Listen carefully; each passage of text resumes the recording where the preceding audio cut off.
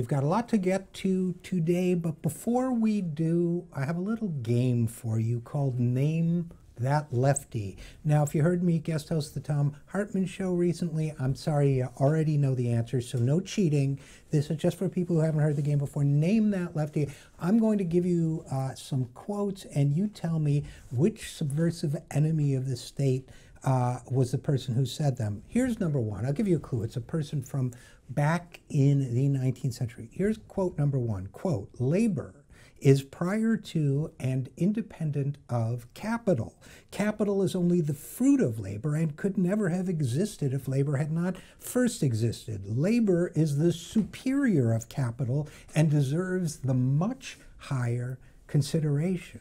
Wow, that person is a lefty. They went on to say labor is the true standard of value. And they also said labor is the great source from which nearly all, if not all, of human comforts and necessities are drawn.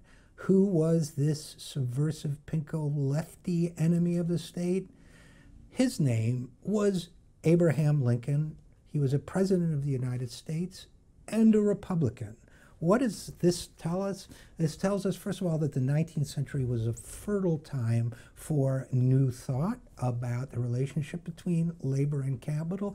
And it tells us that the ideas that we label as subversive are very deep-rooted in this country, are very much a part of America's political history, America's political culture, and the American dream.